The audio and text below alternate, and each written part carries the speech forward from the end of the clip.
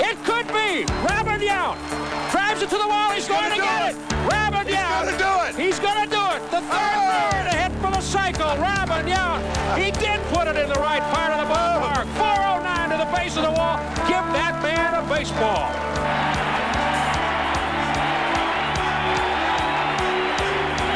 Here's the 3-2.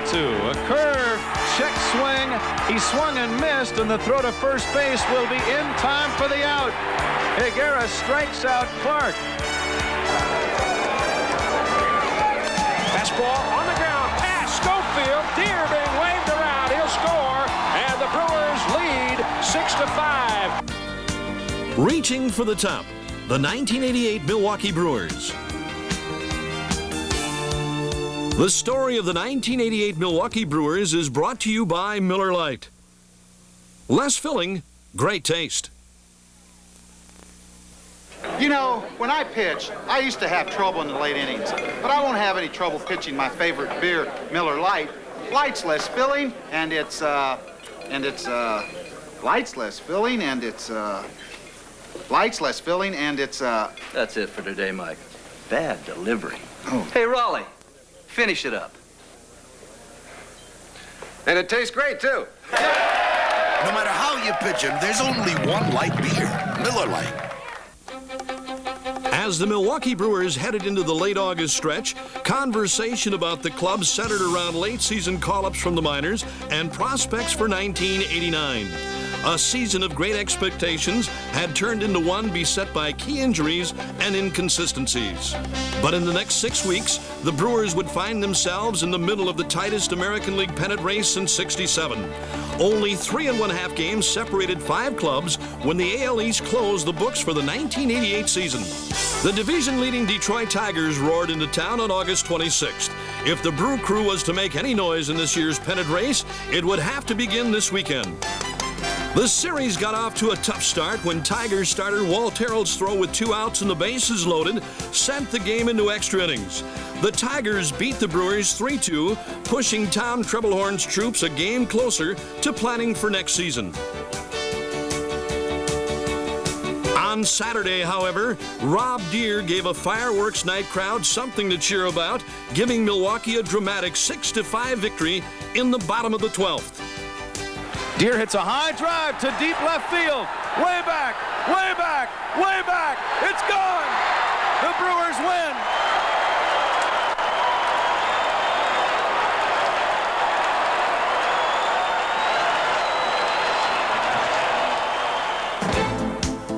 The Brewers twice overcame 5-run deficits in Sunday's series finale to outslug the Tigers 12-10 and prevail over the real adversity in that game, the Brewer lineup card. Tom Trebelhorn inadvertently wrote Robin Yount's name twice in that lineup, which led to Yount's dismissal from the game. But Treb's embarrassment was short-lived as his squad took 2 of 3 from the Blue Jays. Deere's power surge in Game 2 lifted the club to a 6-2 win. And rookie Don August picked up the victory in the final game as the Brewers were looking up 8 games back. The curtain went up on the final month at Detroit with a 4-game weekend series. Mike Birkbeck raised his record to 8-1 since being recalled from Denver, and Deere supplied a 2-run single as Milwaukee took the first game 6-2. Then on Friday, Bill Wegman hurled his first Major League shutout on a 4-hitter in a 4-0 Brewer win. The Brewers jumped out to a quick 3-0 lead in Saturday's contest on Jeffrey Leonard's 2-run homer. Paul Mirabella tossed 3+ innings of hitless relief as the Brewers made it 3 in a row over Detroit. As Brewer ace Teddy Higuera took the hill in the final game of the series, Milwaukee fans were looking for a sweep in Detroit. Teddy didn't let them down, allowing only 1 hit over 7 innings and a 6-1 win. B.J. Surhoff powered the offense with a 3-run home run in the 5th to aid the Brewer cause. In a span of just 9 days, the Brewers had won 8 and picked up 6 games on the division-leading Tigers. But as the swing team in 1988, the club would try to win their division with games against only American League West Division teams, something no swing team had ever accomplished. After the Brewers split a brief series with Chicago, the Mariners sailed into County Stadium for a 3-game set. Rookie Gary Sheffield gave Brewer fans a taste of what's in store for them in the future. A swing and a drive to left. Hey, get up, get out of here. Gone for Sheffield, his first in the major leagues. Gary Sheffield, his first hit, a home run. And Sheffield's one-out RBI single in the 11th gave the Brewers a big 2-1 win. The Brewers were now 4.5 games out, chasing the Boston Red Sox, who had stormed to the head of the AL East pack. Although Teddy Higuera allowed only 3 hits and 1 run in Game 2, Seattle pitchers limited the Brewer bats to only 3 hits and no runs en route to a 1-0 Seattle win. Robin Yount's 2-run double in Sunday's series finale gave the Brew Crew a 5-3 win, but time was running out. 17 games remained in the season, and a 9-game Western road trip loomed next on the schedule. In Chicago, the club won 2 of 3. The pitching staff held the White Sox to only 4 runs in the 3-game series. Juan Nieves fired a 3-hit shutout in Game 2 for the victory. Paul Molitor opened that game with a home run. And Robin Yount hit it inside the park round tripper 2 batters later. A pair of RBIs apiece by Yount and Deere led the Brewers to a 4-2 win in Game 3, and Milwaukee headed to Seattle for a weekend series. The Brewers took 2 out of 3 in Seattle's Kingdome. Former Olympian Don August fired a complete game in Friday night's 5-1 win.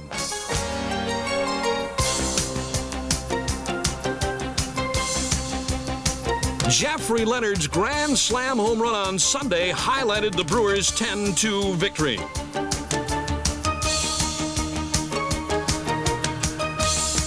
Every game the remaining 2 weeks of the season was a must-win situation for the Brew Crew. Moving from Seattle to Anaheim to take on the Angels in a 3-game series, after winning the first 2, the Brewers completed the sweep when hot-hitting Gary Sheffield drove in 3 runs with a single and a home run in a 10-2 win in Game 3.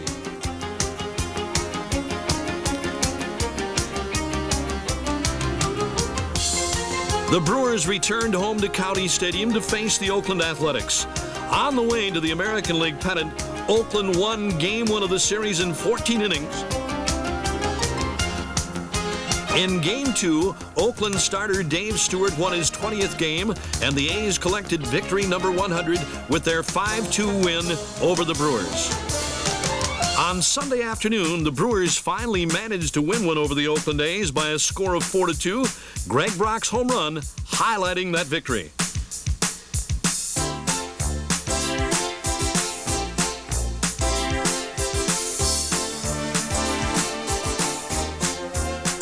The California Angels were next as the Brewers continued their final homestand of 1988.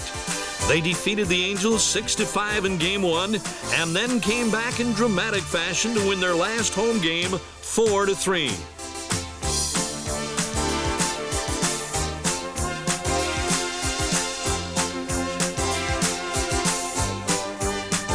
Bill Schroeder's 3-run homer and Jim Gantner's game-winning RBI accounted for the 4 runs in the 7th as the club ended their home season on a high note. The Red Sox had clinched a tie for the American League East Championship. The Brewers now would have to sweep Oakland on the road, and the Red Sox would have to lose their remaining 3 in Cleveland for the Brewers to tie for the pennant. It was seemingly unattainable, but then again, the Brewers had made believers out of the rest of the AL East when they jumped back into the race in late August. Dave Stewart in the opening game of the series killed any hopes of an Eastern Division tie with a 7-1 win. By splitting the last 2 games of the series, the Brewers ended the year with an 87-75 record, good enough for a 3rd-place tie, 2 games behind division champion Boston. But the last-ditch effort by the Brewers, plagued most of the season by injuries, provided the squad with valuable experience for the '89 season. I think, we've got a great nucleus right here. I think if we can just put it together the whole year and just go at it hard and stay healthy next year, I think we should be right in it right to the last week next year. Robin Yount, Paul Molitor, Jim Gantner.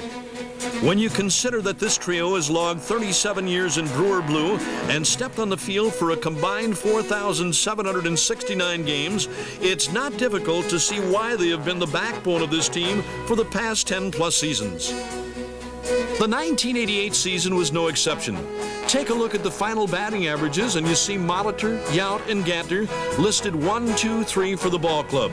Skipper Tom Troublehorn saw their 88 contributions as a key to the Brewers' success. Starting the 88 season, we had some concern if Jimmy Gantner was going to play very many ball games. Of course, 87 was a tough year with a severe leg injury, which he hurt twice. And going into 88, I was not sure that Jimmy could stand up at everyday play and be able to play the second base that he played in the past. And I really think he certainly surpassed the number of games played that we projected for Jimmy. And his defense, I thought, was excellent. I don't think there was any game that his defense even hurt us in any way to lose a ball game. But boy, there were a lot of games he won for us. And I think his range at second was good. The accuracy in throwing was good. He still turns the double play well, and he still maintained a batting average 270 to 285 the entire year, and was an important part of our offense and defense. Robin Yount passed many milestones this year in RBIs and total hits.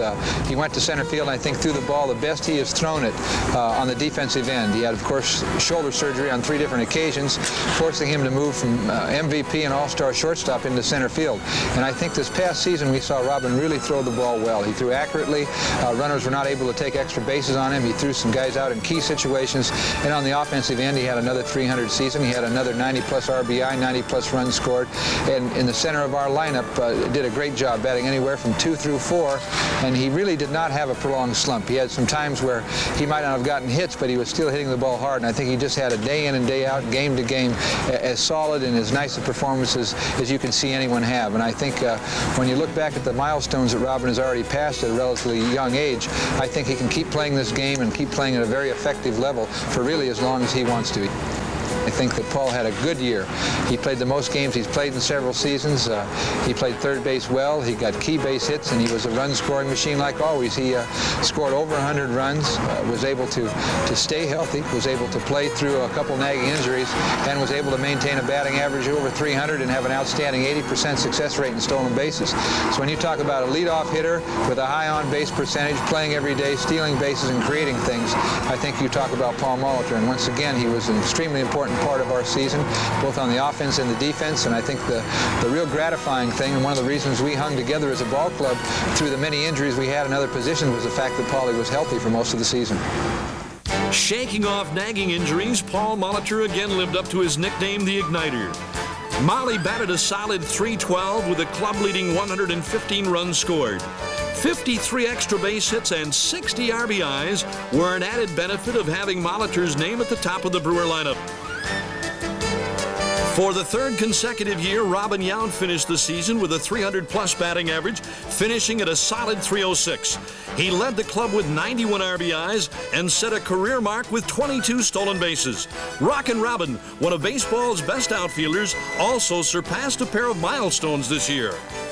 Morris rocks and fires 1-2 to Yount. Robin lines one to center, a base hit. Molitor scores. Leonard stops at third. The throw comes in. 1,000 ribbies for Robin. And now a standing ovation for Robin Yount at County Stadium. 2 men out and Stewart deals again. Robin drives one to left, a base hit. Polonia chasing along the line. Yount's going to hold with a long single. And Robin Yount receiving a standing ovation here. That is base hit number 2,400. And listen to this crowd.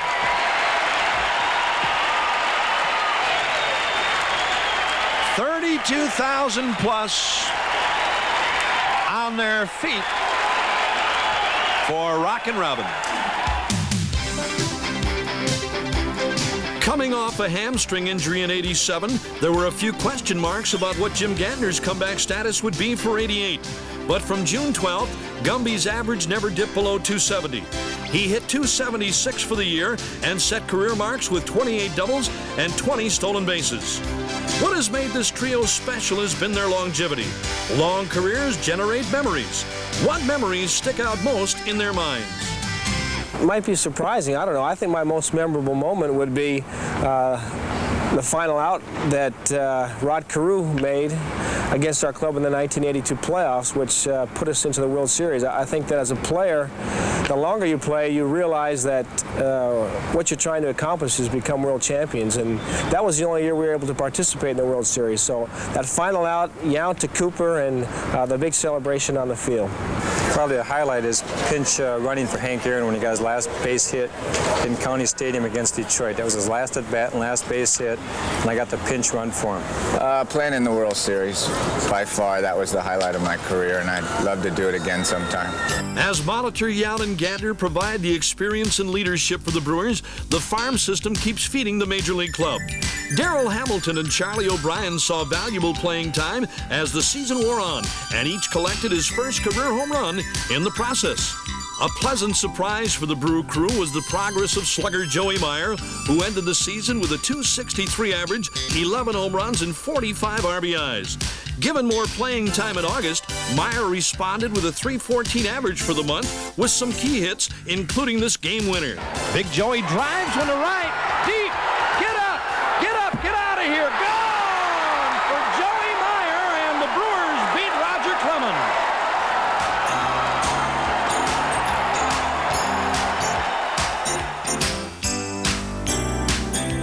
When Brewers shortstop Dale Swaim's season ended with a broken leg in September in Detroit, Gary Sheffield made his debut.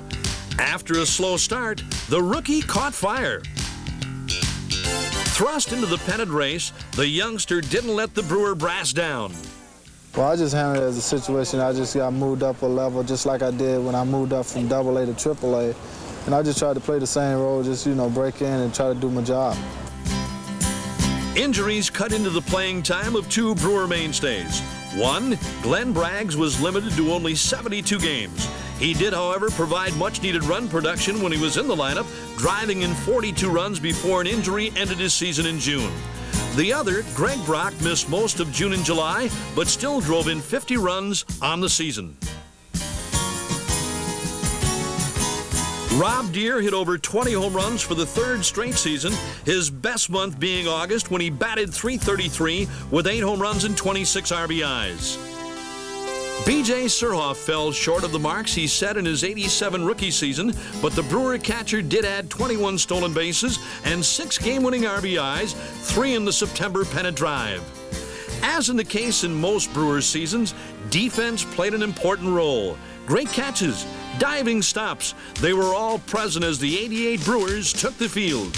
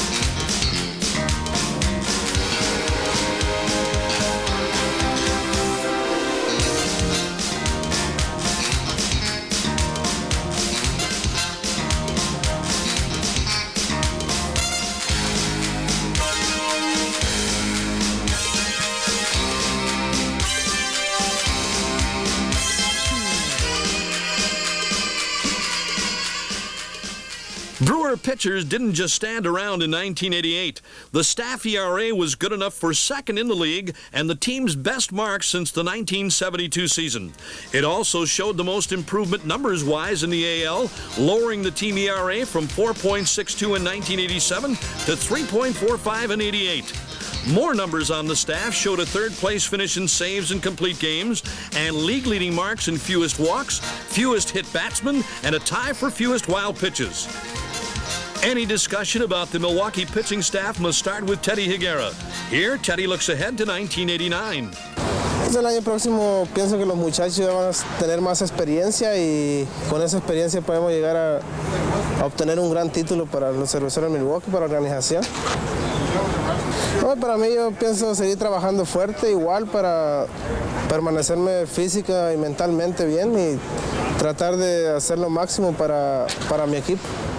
Higuera fashioned a 16-9 mark, finishing second in the league ERA race with a 2.45 mark.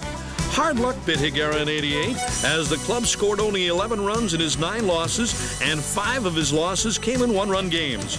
As the Brewers made their late rush at the pennant, Higuera turned on the afterburners, going 6-1 from late August to the end of the season. Thrust into the starting rotation in early June, rookie Don August finished with a nifty 13-7 record. He came into the season with some very definite goals in mind. First of all, I wanted to make it up with the parent team, Brewers. I just want to get my foot in the door, show them what I was able to do, what I could do. They got me up here, and I've surprised myself because I didn't expect things to just turn out as well as they have. Show them he did with a 3.09 ERA and 6 complete games, including a 6-1 record during the pennant stretch. Bill Wegman, 13-13.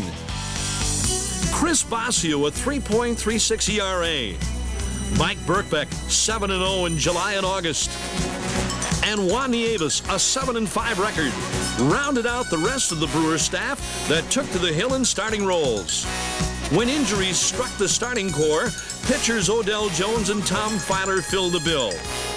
Jones ended the season with a 5-0 record, but the highlight of his year came on May 28th when he took a no-hitter into the 9th inning against the Indians. Here's the 1-1 pitch. Base hit. The first base hit given up by Odell Jones. Filer, on the other hand, won 4 games early in the season to run his winning streak of 6 years to 12 games.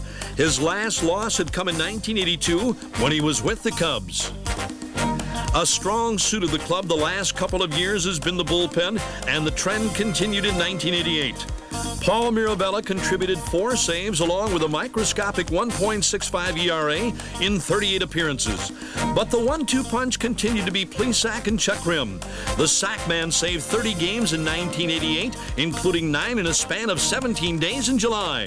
Krim topped the American League with 70 appearances, finishing with a 7-6 record, a 2.91 ERA, and 9 saves. He is well aware of his role. Being a setup guy for Sack gives me a lot of confidence going out there, knowing that he's behind me, and I don't really have to put a lot of pressure on myself because you have people like that behind you. And for the second straight year, the Brewers led the American League in stolen bases. While most baseball fans would equate stolen bases with blazing speed, Brewer manager Tom Trebelhorn said the Brewer philosophy to swiping bases is a little different. We try to figure out how long it's going to take for the pitcher to get the ball to the catcher and the catcher to get the ball to either second or third, and then measure that against the speed of our runners. And if we feel our runners can run that 90 feet quicker than they can get it there, we try to run. In any case, when the Brewers were on the base paths, opposing catchers and pitchers were on the alert.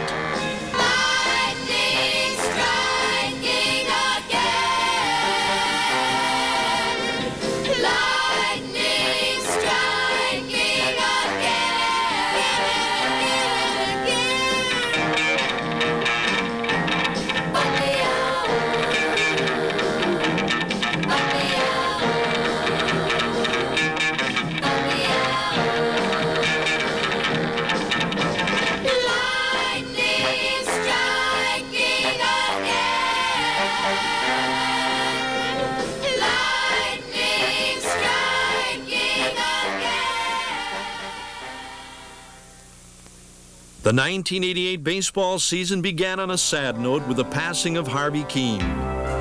Born in West Allis, Keene began a 14-year Major League career in 1953 with Detroit, earning Rookie of the Year honors. He won the 1959 American League batting title with a sparkling .353 average and was a member of the pennant-winning 1962 Giants. He finished his Major League career with more than 2,000 hits and a .303 batting average. Keane joined the Brewers in 1971 as batting coach and was appointed manager on June 2, 1982. Under his leadership, the team belted 216 home runs, the 6th highest total in Major League history. The Brewers played at a robust .626 clip the rest of the way, but the best was yet to come. Milwaukee won the division title on the final day of the season. Their 4-3 win in the deciding game of the League Championship Series gave them the pennant. The Brewers then came within a single game of winning the World Series. 3 of Harvey's wallbangers remember Keane. What I remember most about Harvey is that he just had a tremendous ability to make any person that he was talking to feel very important. And I feel very fortunate that over his years here with the Brewers that I spent, that we were able to develop a very special friendship. Well, I think Harvey's attitude toward the game, one of, give it everything you got between the lines, and then when it's over, you have to live with that. And as long as you always played hard, he accepted that, and his easygoing attitude off the field, he loved to have a good time. He was a great friend of mine, and one that I miss dearly. It was great playing for Harvey Keane. The Milwaukee Brewers dedicated the 1988 season to Harvey Keane. With a healthy farm system and a core of producing veterans, the Brewer brass is hoping that 1989 will be a year that dreams are made of. So really, I'm just looking forward to good health, the good spring training, and just have the young guys who learned this season, the young guys who matured this season, and the young players who went along with our very fine veterans to give us an exciting 88. We just hope we can stay a little bit healthier in 89, and if we do, we'll have a better year. It's a very exciting franchise whose potential now is really unlimited. And 1988 and 1987 proved that we were a quality young team. Let's hope that 1989 proves to be a lot more, and I believe it certainly can and will. I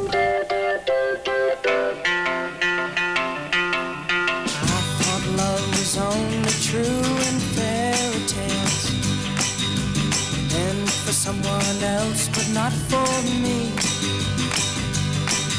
Our love was out to get me. That's the way it seemed. Disappointment haunted all my dreams. Then I saw her face. Now I'm a believer. Not a trace of doubt in my mind. I'm in love. I'm a believer. I couldn't leave her if I tried. Love was more or less a given thing. Seems the more I gave, the less I got. What's the use in trying? All you get is pain. When I needed sunshine, I got rain. Then I saw her face. Now I'm a believer. Not a trace of doubt in my mind. I'm in love. I'm a believer. I couldn't leave her if I tried.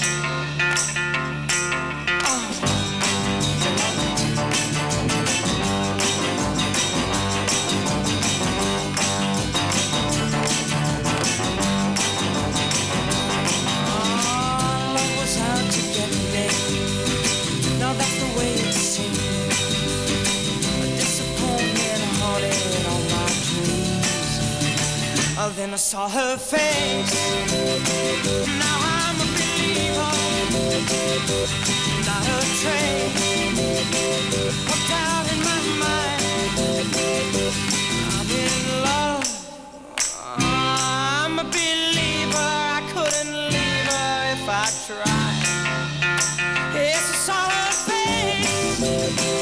Now I'm a believer. Not a trace of doubt in my mind. Said I'm a believer, yeah, yeah, yeah, yeah, yeah, yeah.